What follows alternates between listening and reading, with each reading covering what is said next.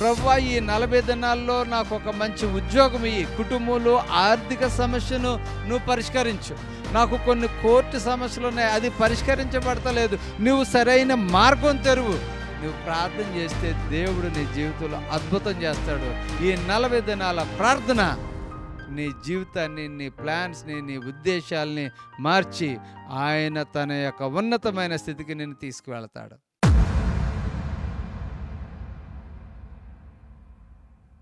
Praise the lord. దేవునికి స్తోత్రం. ఈ సమయంలో థియో మంజులము, థియోస్ అంటే గాడ్, మంజులము అంటే పదరిల్లు, దేవుని పదరిల్లు. దేవుని మందిరానికి, దేవుని మందిరంలో నుండి స్వరానికి వినుటకు మిమ్మల్ని అందరినీ ప్రేమతో ఆహ్వానిస్తూ ఉన్నాము. ఈరోజు ప్రత్యేకంగా మన రానున్న 40 దినాల ప్రార్థన కూడికలు, సహవాసాల కోసం ప్రత్యేకంగా మిమ్మల్ని ప్రేమతో ఆహ్వానిస్తూ ఉన్నాము. లెంట్ డేస్, 40 దినాల ఈ కూడికలు మరి క్రైస్తవ ప్రపంచంలో ఎంతో ఖ్యాతిని, ఎంతో ప్రత్యేకతను మరి కలిగి ఉన్నాయి. ప్రపంచంలో ఎన్నో ఆర్గ్యుమెంట్స్ ఉన్నాయి. కొంతమంది చేయొచ్చని, కొంతమంది చేయకూడదని అనుదినము ప్రార్థన చేసుకుంటాం. ఆ 40 దినాలు మరీ ఎక్కువ నిష్టగా ప్రార్థన చేసుకుంటాం. కాబట్టి ఈ 40 దినాలు మీరందరూ కూడా మరి ప్రార్థనలో ఉండాలని నేను ప్రోత్సహిస్తూ ఉన్నాను. ప్రార్థనలో గడపాలని, మరి దేవుని కొరకు మీ సమయాన్ని, మీ జీవితాన్ని హెచ్చించుకోవాలని, ప్రత్యేకించుకోవాలని నేను కోరుకుంటూ మరి ఈ 40 దినాల ప్రార్థనలకు మిమ్మల్ని ప్రేమతో ఆహ్వానిస్తూ ఉన్నాను. ఈ 40 దినాలు కూడా ప్రత్యేకమైన వర్తమానాలు మీకు అందించాలని నేను సిద్ధపడుతూ ఉన్నాను, ప్రార్థన చేస్తూ ఉన్నాను. మీరు ప్రార్థన చేయండి. మీరు చక్కగా ఫోన్ ద్వారా లేకపోతే మాకు మెసేజ్లు పెట్టి ప్రసంగాలు మాకు నచ్చుతున్నాయని చెప్పడం, అది మా జీవితానికి ఎంతో ఆధ్యాత్మికరంగా ఉన్నాయి, మమ్మల్ని ప్రోత్సహిస్తాయని చెప్పడం నాకు ఎంతో ఆనందాన్ని ఇస్తూ ఉంది. మరి మీరు దాంతో ఆపేయద్దు. మీ స్నేహితులకు పరిచయం చేస్తే నేను ఇంకా చాలా సంతోషిస్తాను. వారు కూడా మరి చాలా ఆనందిస్తారని నేను అనుకుంటూ ఉన్నాను. చిన్న ప్రార్థన చేసుకుని మనం వాక్య భాగాల్లోనికి వెళ్ళిపోదాం. పరిశుద్ధుడు అయిన తండ్రి, నీకు స్తుతులు స్తోత్రాలు చెల్లిస్తూ ఉన్నాము. ఈ విధముగా మేము ప్రజలకు చేరువవడానికి, నీ వాక్య సందేశాలు అనేక మందికి పంచుకోవడానికి మీరు మా ఎడల చూపిన కృపను బట్టి వందనాలు. ప్రత్యేకంగా యూట్యూబ్, ఇంటర్నెట్ ఇలాంటి చక్కని ఫెసిలిటీస్ని మాకు అనుగ్రహించి వీటి ద్వారా మేము అనేక మందికి దేవుని వాక్యాన్ని పంచుకోవడానికి, అనేక మంది జీవితాల్లో మార్పును తీసుకురావడానికి మీరు చేసిన సహాయాన్ని బట్టి వందనాలు చెల్లిస్తూ ఉన్నాం. ఈ రోజు నుండి 40 దినాలు మేము మంచి వర్తమానాలు వినడానికి మీరు మమ్మల్ని బలపరచండి, ప్రోత్సహించండి. ప్రతి ఒక్కరు కూడా విని వారి యొక్క ఆత్మీయ జీవితాన్ని అభివృద్ధి పొందించుకోవడానికి సహాయం చేయమని యేసుక్రీస్తు నామమును బట్టి అడుగుచున్నాము తండ్రి, ఆమేన్. లెంట్ డేస్ లేకపోతే భస్మ బుధవారం, దీని గురించిన క్లుప్త వివరణ ఇవ్వాలని తలస్తూ ఉన్నాను. కారణం ఏంటంటే, ఈ వివరణ లేకుండా మనం ముందుకు పోతే అర్థం ఉండదు. నిజానికి బైబిల్లో మనం చూసినప్పుడు ఇర్మియా గ్రంథంలోను, దానియేలు గ్రంథంలోను చాలామంది భక్తులు తల మీద బూడిద జల్లుకుని, గోనె పట్ట కట్టుకుని దేవుని సన్నిధిలో ప్రార్థించిన వైనాన్ని మనం చూస్తాం. కొన్నిసార్లు ఈ బూడిద బట్టలు చింపుకోవడం అనేది అవమానంగా కూడా మనం చూస్తాం. అమ్మోను సోదరి పట్ల ప్రవర్తించిన విధానాన్ని బట్టి సోదరి తన బట్టలు చింపుకుని, తల విరపూసుకుని మరి అవమానించబడి తన అవమానాన్ని బహిరంగపరిచింది. ఇప్పుడు దేవుని సన్నిధిలో ఈ విధమైన బూడిద జల్లుకోవడం, గోనె పట్టు కట్టుకోవడం ఈ ప్రవక్తల దినాల నుంచి కూడా ఉండడం మనం చూస్తాం. దీన్ని ఎలా తీసుకొచ్చారంటే, ఆ రోజుల్లోనట ఈ మట్టల ఆదివారం రోజు మట్టలు పట్టుకుని ఊరేగించిన ఈ మట్టలన్నీ కూడా పోగేస్తారు. అరే ఇది కూడా మరి దేవుని పరిచర్యలో తిరిగిని దీన్ని మనం ఏ విధంగానన్నా వాడుకోవచ్చా అని ఆలోచన వచ్చింది. కొంతమందికి ఇది చక్కని అవకాశంగా ఉంది. మానవులు కల్పించిన పద్ధతులు దేవోక్తులని, దేవుని సందేశాలని వారు మరి సత్యాన్ని అసత్యానికి మలిచేస్తున్నారు అని చెప్పడానికి ఇది ఒక అవకాశంగా ఉంది. మానవులు కల్పించిన పద్ధతులు దేవోక్తులు అనడానికే ఇది ఒక నిదర్శనంగా కనిపిస్తూ ఉంది. నేను కూడా అప్పుడప్పుడు ఆలోచిస్తూ ఉంటాను, ఇది ఎంతవరకు సమంజసం. కానీ వారు ఏ దృక్పథంతో పెట్టారో, బయట బూడిద జల్లుకోవడం ఎందుకని ఈ బూడిద జల్లుకుని ప్రార్థించుకుంటున్నారేమో. కాబట్టి మనం ఆలోచన చేసినప్పుడు ఇక్కడ ఈ మట్టల ఆదివారం రోజు ఏం చేసేవారట, తిరిగిన మట్టలన్నీ పోగేసి ఉంచి వాటిని కాల్చి బూడిదగా చేసుకుని పెట్టుకునేవారట. పెట్టుకుని అప్పుడు ఏం చేసేవారంటే ఈ పశ్చాత్తాపంతోనూ పాపభీతితోనూ ఉన్న ఈ సహోదర సహోదరులు తల మీద వేసుకుని ప్రార్థనలో కూర్చుంటూ ఉండేవారు. అయితే వాళ్ళు ఏమనుకునేవారంటే, నేను చాలా పశ్చాత్తాపంతో ఉన్నాను, నేను క్షమించమని దేవుడిని అడుగుతున్నాను, దేవుడు చెప్పిన తర్వాత నేను తలస్నానం చేసి క్రొత్త జీవితాన్ని ప్రారంభిస్తాను. ఇలాంటి ఆలోచనలో చాలామంది ఉన్నారు. ఇది క్రీస్తు సుమారుగా 6-7 శతాబ్దాల్లో వచ్చింది అని చరిత్ర చెప్తా ఉంది. అంతేకాదు అలాగ బూడిద జల్లుకుని తలంతా పాడైపోతుంది అనుకున్నారో ఏమో. ఎందుకు మరి తల మీద జల్లుకోవడం, ఇలాగా నొసటి మీద సిలువు గుర్తుగానో బొట్టుగానో పెట్టుకుంటే బాగుంటుంది కదా అని అనుకున్నారు. ఈరోజు ఈ సిలువు గుర్తు వేసుకోవడం అనేది పెద్ద సమస్యగా యూట్యూబుల్లో మనం చూస్తూ ఉన్నాం. ఒక ఆయన ఇంకా యేసు రక్తాన్నే సిలువు గుర్తుగా వేసుకోవాలంటే అది పెద్ద చర్చనీయాంశం అయిపోయింది. కానీ ఈ దృక్పథం ప్రారంభం నుంచి ఉంది. ఎలా ఉందంటే, ఇలాగా నెత్తి మీద బూడిద జల్లుకునే బదులు ఆ బూడిదని ఇలా సిలువుగా వేసుకుంటే నొసటి మీద బాగుంటుందేమో అనుకున్నారు. అంటే ప్రజలు ఆలోచించగా అనేకమైన ఆలోచనలు తడుతూ ఉంటాయి కదా.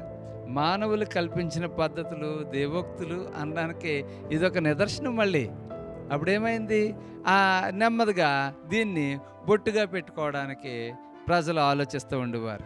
అదే అంటే ఇది పశ్చాత్తాపానికి గుర్తు, బాప్తిస్మానికి గుర్తు, ఇలాగా వారు దానికి కామెంటరీ చెప్తూ ఉండేవారు. చాలాసార్లు మనం చేసుకున్న పనులకి మనం కామెంటరీ చెప్తూ ఉంటాం, ఎందుకు అలా చేసామో అని చెప్తూ ఉంటాం. కానీ నీ నొసటి మీద బొట్టు కాదు, నీ నొసటి మీద సిలువ గుర్తు కాదు, నీ యొక్క మనసులో రియల్ పశ్చాత్తాపం రావాలి, రియల్ మార్పు రావాలి.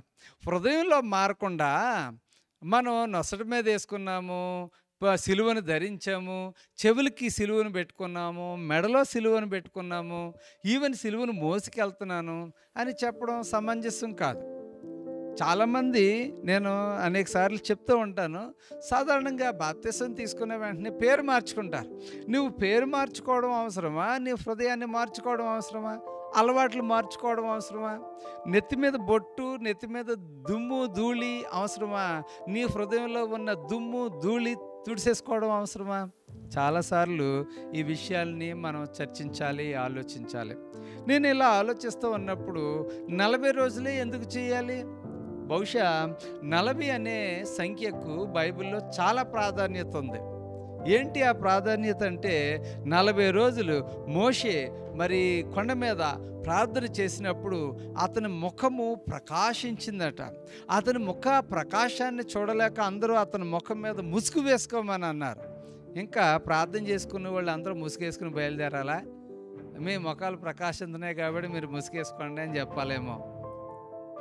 అక్కడున్న పరిస్థితి అప్పటికి అలా చెప్పారని ఇంకా అదే కరెక్ట్, ఇంకా అదే పందా మీద మరి ఎక్కువ ప్రార్థనా పనులు అందరూ ముసుగులు వేసుకుని బయలుదేరాలి. అదంటే నా ముఖం ప్రకాశిస్తుంది కాబట్టి నేను ముసుగు వేసుకుని బయటకు వస్తున్నానని చెప్పాలి. ఒక ఆయన మోషే ఏం చేశాడంటే, మరి ప్రజలు చనిపోతుంటే సర్పం చేత కాటుకేసి చనిపోతూ ఉంటే ప్రభువారు చెప్పారు, నువ్వు ఒక ఇత్తడి సర్పం చేయించి దాన్ని ఎత్తు, ఎంతమంది అయితే దాని వైపు చూస్తారో అంతమంది బ్రతుకుతారంటే ఈ రోజున మరి చర్చిల్లో కూడా ఒక్కొక్క ఇత్తడి సర్పం పెట్టాలా? చాలామంది ఏదో అక్కడ జరిగింది, మనం చేస్తే తప్పేంటి, ఇలాంటి భావాలతో ఉంటూ ఉన్నారు. అది చాలా తప్పు. క్రీస్తు మనకి ఏం బోధించాడు అది మనం ఆచరించడానికి మనం ప్రయత్నం చేయాలి. యేసుక్రీస్తు మనం క్రొత్త నిబంధన మరి క్రింద ఉన్నాము. దీని యొక్క ఆచారాలు, దీని యొక్క నియమ నిబంధనలు, సంఘం యొక్క నియమ నిబంధనలు, క్రైస్తవ నియమాలు మనం పాటించినప్పుడు నిజంగా మనం దీవించబడతాం. కొన్ని వాటికి క్రిటిసిజం చేయడానికి మనం అవకాశం లేకుండా ఉంటుంది. ఈ రోజున కొంతమంది క్రిటిసైజ్ చేయడానికి అవకాశం ఏంటంటే, ఇందులో కొన్ని తీస్తారో, ఇందులో కొన్ని తీస్తారో, దాన్ని కలిపి ఒక హైబ్రిడ్గా చేసి ప్రజెంట్ చేస్తూ ఉంటారు. అదే మనల్ని క్రిటిసైజ్ చేయడానికి ఎక్కువ అవకాశంగా ఉంటుంది. అయితే మరి నేను దీన్ని సపోర్ట్ చేస్తున్నానా, సపోర్ట్ చేయడం లేదా అన్నది కాదు, కానీ ఈ 40 దినాల్లో మన ప్రార్థనా జీవితాన్ని తిరిగి బలపరుచుకుంటే చాలా బాగుంటుందని నేను తలస్తూ ఉన్నాను. ఇక్కడ బూడిద చల్లుకోమని నేను రికమెండ్ చేయను, బొట్లు పెట్టుకోమని నేను రికమెండ్ చేయను. కానీ ప్రార్థన, ఆ సిలువ ధ్యానాలు, ఆ సమాధి ధ్యానం, ఆయన పునరుత్థానుడైన ఆ విషయం, తిరిగి రాబోతున్న యేసుక్రీస్తు ప్రభు గురించి వినడం, ఇవి చాలా అవసరం మనకి. కాబట్టి ఈ 40 రోజులు మీరు ఎవ్వరు కూడా మిస్ కాకుండా తప్పకుండా ఈ 40 రోజుల ధ్యానంలో మీరు ఉండాలని నేను కోరుకుంటూ ఉన్నాను. 40 రోజులు దేవుని యొక్క సందేశాలు వినండి, ప్రార్థనా జీవితాన్ని వినండి. ఇక్కడ ఈ 40 దినాల్లో మనం ఏం చేయాలి? మనం ప్రార్థన చేయాలి. చాలామంది ఈ 40 దినాలు మాంసం తినరు, అలా తినొద్దని బైబిల్లో లేదు.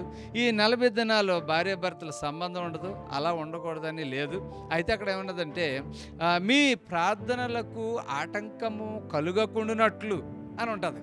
భార్యాభర్తలు ఎలా ఉండాలంటే ప్రార్థనకు ఆటంకం కలిగించుకోకుండా ఉండాలి. అంటే మొన్న ఒకసారి ఒక ప్రసంగం చేశాను. అంటే మత్తు విడిచిపెట్టి నీవు నీ గమ్యానికి కోసం నువ్వు ప్రయత్నించు అని ప్రసంగం చేశాను. దానిలో టైం మేనేజ్మెంట్, నీవు పుట్టడానికి ఒక సమయం ఉంది, చనిపోవడానికి సమయం ఉంది, నువ్వు ఉద్యోగం తెచ్చుకోవడానికి ఒక సమయం ఉంది, నవ్వడానికి సమయం ఉంది, ఏడవడానికి సమయం ఉంది. అలాగే ప్రార్థనకి కూడా ఒక సమయం పెట్టుకోవచ్చు కదా. సరిగా పడుకునేటప్పుడే ప్రార్థన అని చెప్పేసి అర్ధరాత్రి వరకు ప్రార్థన చేసి 2 గంటల వరకు నేను ప్రార్థన, ఒక పక్కన భర్త ఎదురు చూస్తాడు, లేకపోతే భార్య ఎదురు చూస్తుంది, నేను ప్రార్థన అని దేవుని మీద వంకపెట్టి నువ్వు భార్యకు దూరంగా ఉండి లేకపోతే భర్తకు దూరంగా ఉండి ఇలాంటి పనులు చేస్తే మరి పేతురు గారు అంత క్లియర్గా ఎలా రాశాడు చూడండి. భార్యాభర్తలకి మరి సాతాను శోధించకుండా ఉండేలాగున సావకాశం కలిగినట్లుగా మీరు ప్రార్థన కోసం ప్రత్యేకంగా సమయాన్ని కేటాయించుకోమన్నాడు. అంతేకాని ప్రార్థన పేరు మీద భర్తను ఇబ్బంది పెట్టమని చెప్పలేదు, ప్రార్థన పేరు మీద భార్యను ఇబ్బంది పెట్టమని చెప్పలేదు. చాలామంది ఇది ఇంటికి సమయానికి రారు. అంటే నేను ప్రార్థనలో ఉన్నాను అంటారు. ప్రార్థనలో ఉండు, కానీ నీ బాధ్యతను మాత్రం మర్చిపోకు. ఏంటి ఆ బాధ్యత? కుటుంబ బాధ్యతను మర్చిపోకూడదు, బిడ్డల పట్ల బాధ్యతను మర్చిపోకూడదు, ఉద్యోగ బాధ్యతను మర్చిపోకూడదు. ఒకవేళ ఈ 40 దినాల్లో నువ్వు ఉపవాసం చేస్తావు, చాలా సంతోషం, దేవునితో ఉంటావు, సంతోషం, బైబిల్ చదువుతావు, సంతోషం. ఇంకా ఉద్యోగానికి వెళ్ళి ఇంకా నేను ఉపవాసం ఉన్నానని ముఖం ఎలాడేసి కూర్చుంటే ఇంకా మరి నీకు జీతం ఇచ్చేవాళ్ళు ఊరుకుంటారా? ఆ పని పెండింగ్లో పడిపోద్ది. మరి దాని పట్ల నువ్వు ఏ విధంగా ఉన్నావు అనే విషయాన్ని నువ్వు గుర్తుంచుకోవాల్సిన అవసరం ఉంది. కాబట్టి ఈ 40 దినాల యొక్క ప్రాధాన్యతను మనం గుర్తుంచుకోవాలి. ఈ 40 దినాల్లో మనం విడిచిపెట్టవలసినవి చాలా ఉన్నాయి. ఏంటి మనం విడిచిపెట్టవలసినవి అంటే, మనం ఒకసారి ఎస్తేర్నట మహారాణిగా మరి ప్రజెంట్ చేయాలనుకున్నప్పుడు ఏం చేశారు? ఆమెని 6 సంవత్సరాలు గోపరస తైలంతో, 6 సంవత్సరాలు సుగంధాలతో ఆమెను తోముతూనే ఉన్నారు, ఆమెను ప్రిపేర్ చేస్తూనే ఉన్నారు. అంటే ఇంకేంటంటే అక్కడికి వెళ్ళినప్పుడు ఆమె చక్కని సౌందర్యంగా ఉండాలి, చక్కని సువాసన వెదజల్లాలి అన్నట్టుగా ఉన్నారు. మరి అలాంటి పరిస్థితుల్లో ఆమెను సిద్ధం చేశారు. ఈ 40 దినాల్లో, ఈ 40 రోజులు మనము మన యొక్క హృదయాన్ని సానబెట్టాలి. మన హృదయంలో ఉన్న కొన్ని దుర్గుణాలను మనం తీసుకువేసుకోవలసిన అవసరం ఎంతైనా ఉంది. కారణం ఏంటంటే మనము పాపులం. ప్రభువు చేత, ప్రభు రక్తం చేత మనం కడుగబడి మరి పరిశుద్ధపరచబడి ప్రత్యేకించబడిన వారు. కానీ మనం ఏం చేస్తూ ఉన్నామంటే తిరిగి పడిపోతున్నాం. యోహాను సువార్త, యోహాను పత్రికలో రాస్తాడు, ఒకటో అధ్యాయము 9వ వచనంలో ఉంటుంది. ఏముంటుందంటే, మనము పాపము లేని వారమని చెప్పుకునే యెడల మనం దేవుడినట అబద్ధికుడని చేస్తున్నామట. కారణం ఏంటంటే, ఇక్కడ ఎంత చక్కగా ఉందో, నేను ప్రతిసారి దీన్ని చదువుతాను. ఈ యోహాను ఎవరికి రాస్తున్నాడంటే క్రిస్టియన్ కమ్యూనిటీకి రాస్తామన్నాడు. ఆయన బయట వాళ్ళకి ఎవరికి రాయడం లేదు, బయట వాళ్ళు కూడా చదవకూడదని కాదు, కానీ ఎవరితో చెప్తున్నాడంటే ముఖ్యంగా క్రైస్తవ కమ్యూనిటీకి చెప్తా ఉన్నాడు.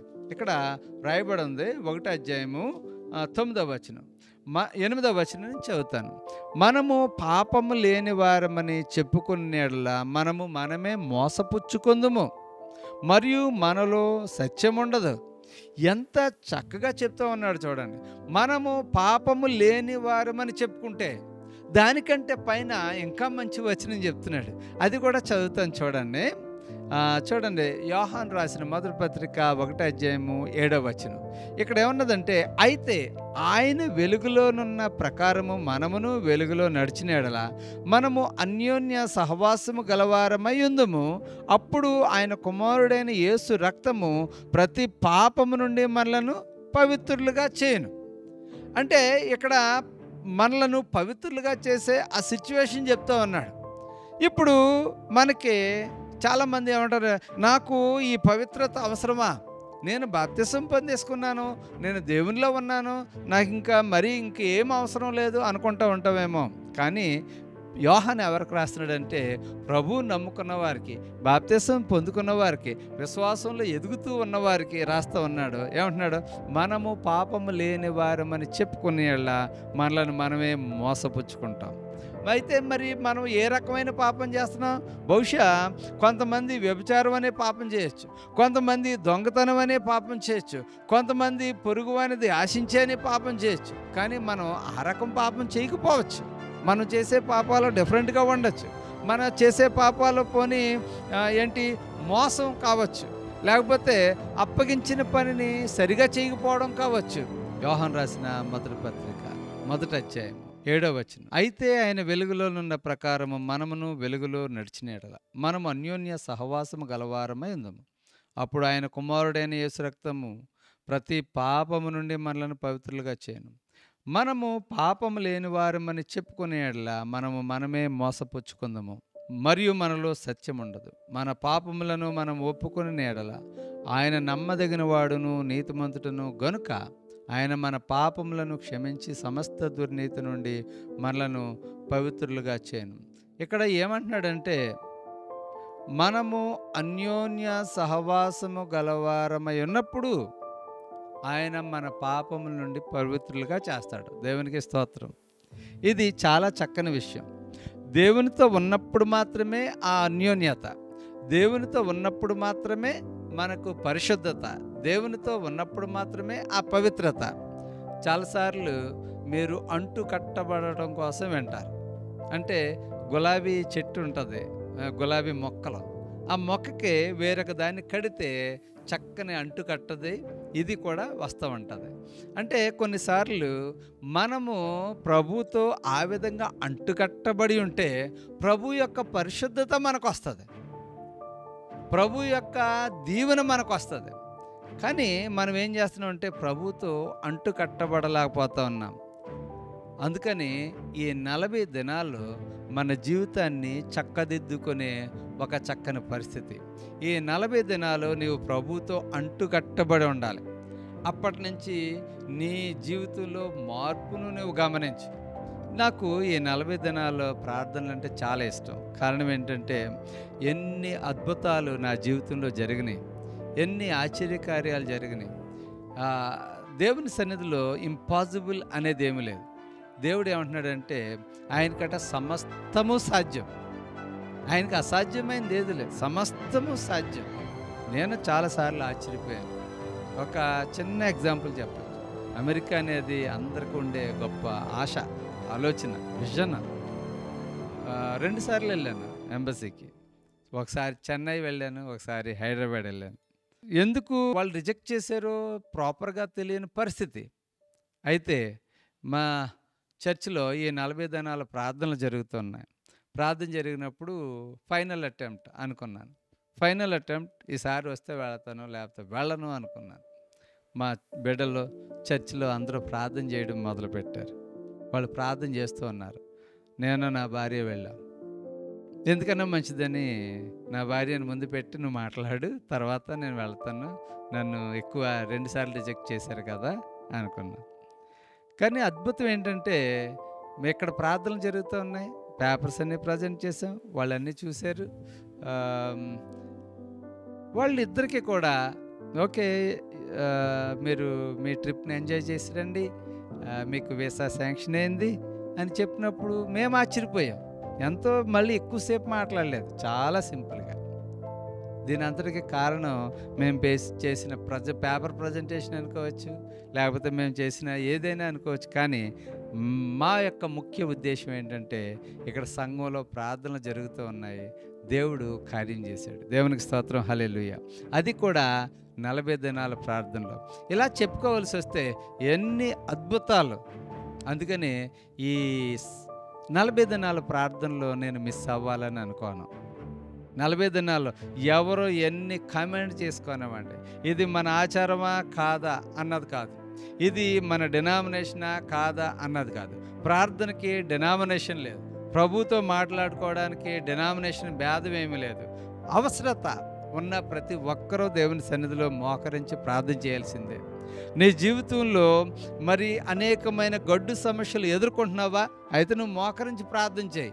ఇది నా చర్చ, నీ చర్చ, ఇది మన చర్చ, ఇది ఏ డినామినేషను, ఎవరు ప్రార్థనలో ఎవరు పెట్టారు, అక్కడ ఇక్కడ ఇలాంటివి ఏమీ మనసులో పెట్టుకోకుండా నా దేవుని సన్నిధిలో నేను మోకరించి ప్రార్థన చేస్తాను. ఈ 40 దినాల్లో నేను తీర్మానం చేసుకున్నాను, ప్రార్థన చేస్తున్నాను.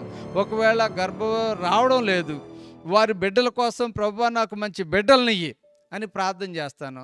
కొంతమంది ఉద్యోగాలు రావడం లేదు, ప్రభువా ఈ 40 దినాల్లో నాకు ఒక మంచి ఉద్యోగం ఇయ్యి, కుటుంబంలో ఆర్థిక సమస్యను నువ్వు పరిష్కరించు, నాకు కొన్ని కోర్టు సమస్యలు ఉన్నాయి అది పరిష్కరించబడతలేదు, నువ్వు సరైన మార్గం తెరువు. నువ్వు ప్రార్థన చేస్తే దేవుడు నీ జీవితంలో అద్భుతం చేస్తాడు. ఈ 40 దినాల ప్రార్థన నీ జీవితాన్ని, నీ ప్లాన్స్ని, నీ ఉద్దేశాలని మార్చి ఆయన తన యొక్క ఉన్నతమైన స్థితికి నిన్ను తీసుకువెళ్తాడు. మనం ఏం చేస్తున్నామంటే మనము నిరాశ నిస్పృహల్లోకి వెళ్ళిపోయి ఇది నాది కాదు, వాళ్ళది కాదు, వీళ్ళది అనుకుంటూ డినామినేషన్ వైపు చూస్తున్నాము, మనుషుల వైపు చూస్తున్నాము, సరిగా ప్రార్థనల వైపు చూడడం లేదు. అందుకనే మనం ఏం చేస్తున్నామంటే కుంటుపడిపోతున్నాం. అపోస్తుల కాలం నాటి ఉద్యమం రావాలంటే అది యూదులు, అది యోధాచారం, ఇది మన ఆచారం అనుకుంటూ అక్కడ కొన్ని సమస్యలు వచ్చినప్పటికీ వారు ప్రార్థనకే ఎక్కువ అవకాశం ఇచ్చారు. వారు దేవుని వాక్యాన్ని, క్రీస్తు ప్రభు జీవితాన్ని ప్రకటించడానికే, సువార్తను ప్రకటించడానికే ఎక్కువ వారు సమయాన్ని కేటాయించారు. కాబట్టి ఈ దినాన మనలందరినీ, అంటే ఈ థియో మంజులము యూట్యూబ్ ఛానల్ చూస్తున్న ప్రతి ఒక్కరిని నేను ప్రోత్సహించేది ఏంటంటే మీరు ప్రార్థన చేయడానికి సిద్ధం కండి. దేవుడు ఈ 40 దినాల్లో మరి మీతో ఏం మాట్లాడతారో ఒక నోట్బుక్ పెట్టుకుని ఈరోజు నాతో మాట్లాడిన మాట అని రాసుకోండి. మీ ప్రార్థన అవసరత కూడా చిన్న నోట్బుక్ మీద రాసుకోండి. దానికోసం చేయి ప్రార్థించండి. ప్రభువా దీనికోసం ఈ 40 దినాల్లో నేను దీక్షతో ప్రార్థన చేస్తున్నాను. ఏలియా ప్రార్థించాడు, ఒక్కసారి కాదు, 2 సార్లు కాదు, 7 సార్లు ఆమెను చెప్పాడు అనుకుంటాను. అందుకని అక్కడ 7 సార్లు అని ఉన్నది. నువ్వు 40 సార్లు ఆమెను చెప్పు, ఆ పని అయ్యేంత వరకు ఆమెను చెప్పు, అన్నిసార్లు ప్రార్థన చేయి. మనం కూడా చెప్పుకోవాలి, నేను ఇన్నిసార్లు ప్రార్థన చేశాను, ఇన్నిసార్లు మోకరించాను, ఇన్నిసార్లు ఆమెను చెప్పాను. ఏలియా 7 సార్లు ప్రార్థన చేశాడు అని ఉన్నది. అంటే ఆ పని అయ్యేంత వరకు కూడా అతను ప్రార్థన చేస్తూనే ఉన్నాడు. నీ జీవితంలో ఒక గొడ్డు సమస్య ఉండిపోయింది. అది నీ ఆర్థిక సమస్య కావచ్చు, నీ కుటుంబ సమస్య కావచ్చు, నీ బిడ్డల గురించిన సమస్య కావచ్చు, నీ ఉద్యోగంలో స్థిరపడలేకపోతున్న సమస్య కావచ్చు, నిర్ణయం తీసుకోలేని సమస్య కావచ్చు. ఏదేమైనప్పటికీ 40 దినాల్లో దేవుడు నీకు మంచి ఆలోచన అనుగ్రహించునుగాక. ఆయన నీ కోర్టు సమస్యను పరిష్కరించునుగాక. ఆయన నీ ఆరోగ్య సమస్యను పరిష్కరించునుగాక. నీ యొక్క ఆర్థిక స్థితిని ఆయన స్థిరపరచునుగాక. ఆయన మిమ్మలను ధనవంతులుగా చేయునుగాక. ఆయన మంచి ఉద్యోగాలు ఇచ్చునుగాక. ఈ 40 దినాల జీవితము నీ యొక్క జీవితాన్ని మార్చునుగాక. చిన్న ప్రార్థన చేసుకో.